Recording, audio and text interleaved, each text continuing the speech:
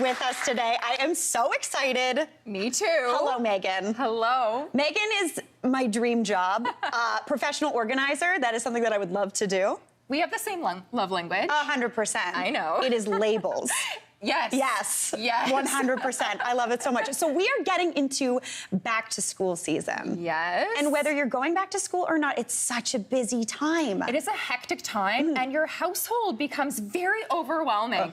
So we want to really pay attention of what I call high traffic zones in the home. And what I mean by a high traffic zone is really the areas where the most activity is happening. Okay. Now, we don't want to need traffic jams as No. we're trying to get back to school. So we're going to go over those zones today and talk about how to really control the clutter. I love that. Also, I was going to say traffic jams. This does sound like a highway traffic thing.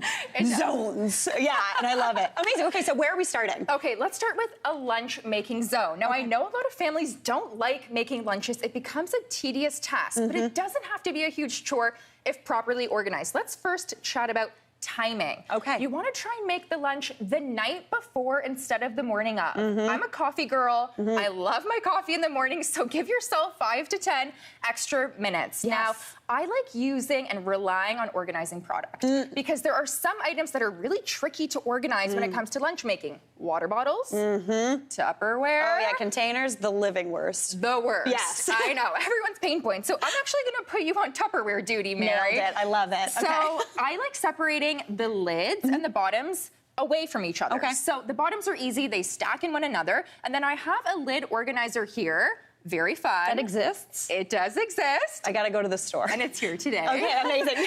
So I'm gonna get you to put the lids in the organizer like a file folding system. Okay. And then you can put the bases in one another. I'm gonna work on water bottles. So I actually like storing my water bottles on their end and not standing upright because they topple over, right? Yes. It doesn't become accessible for family.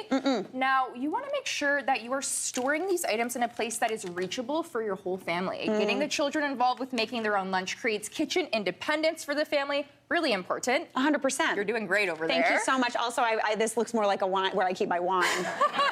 Me too. Yeah, I was like, you have water bottles. Yeah. What are those? Let's talk about snacks. Yes, snacks. So Amazing. this is like the best part of the lunch, right? So I like decanting the snacks from their original packaging, and then I help my clients do this. It's really fun. It's like shop your own lunch. So I have baskets here, and they each have a label. Pick 1, pick 2, pick 3, and the label indicates how many snacks your child can put in their own lunchbox. So you can go ahead and put the fresh fruit in the pick 3.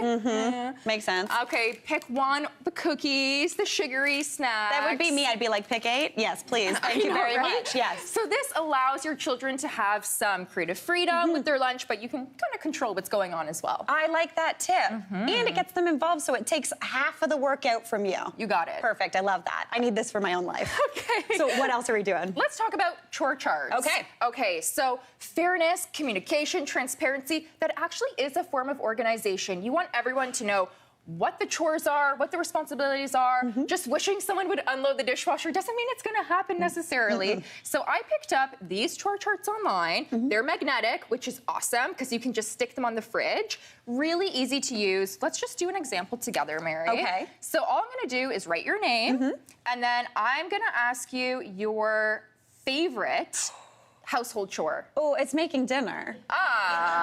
Obviously, of course. not doing dishes. So, yeah. Okay, making dinner is your chore. You're probably gonna succeed at that all Thank you. week. Yeah.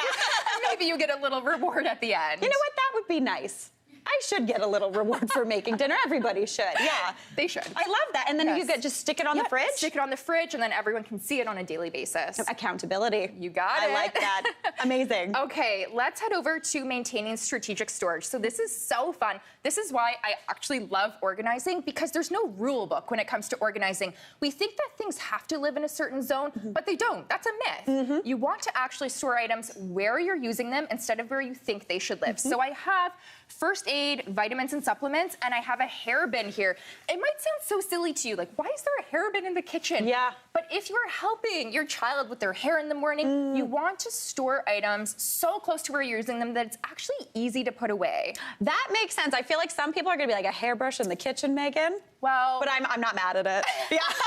Me either, because that's where it should live. Yeah. If you're using it. No, I think that's great. And again, if you cut yourself, half the time it's in the kitchen. Yes. When have you cut yourself in the bathroom?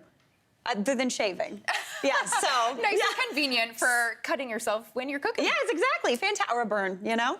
So where else are we going to? Okay, so we're going to the entryway of the home. Oh. Let's go on a stroll. I love it. Oh, a music stroll. Oh, yes. Alrighty, the entryway is the messiest spot in the home. It's what I call the dumping zone, where you literally take everything on your back and in your hands and put it on the floor. Yep. Now, this space is a little bit challenging because it's small, so we don't have a lot of real estate to play with. So we want to get items off the floor and on the wall and think vertical. So I have a hook at a child level height. That's smart. And Not a the hook floor. At an adult level height. So if you can reach it, you gotta put it away. I like this. No excuses. Yeah, I Yes. like this. No excuses. None. No. And then I put a shoe rack underneath our entryway table to store your shoes. And I have some personalized baskets here for yourself and me. I love personalizing storage. It actually helps the family take ownership of their items Totally. and know that they have to put them back in a specific zone. And then I have an essentials basket here. So cell phone, keys, wallets, that's the top 3 misplaced items in any home. They need a landing spot. Fun fact, I literally lost my keys this morning. I didn't tell security, but I found them. I should have had that. Yeah. You need an essentials basket. Yeah. And then finally, let's talk about a command center. So paper flow is a pain point for a lot of families. You walk in the door and you have paper in your hands and it normally ends up in the kitchen. It's called the pile. The pile. Yes. Yes. So I have a mail station here that's labeled with incoming mail, outgoing mail, and then a family calendar so the whole family knows what's on the go during a really busy time of year. Honestly, this is fantastic. This would help my whole entire life so much. So I've got to go to the store. Megan, thank you so much. Thank you. This is so fantastic. Thanks for having me. We are doing some super fun science experiments up next. Don't go anywhere. We'll be right back.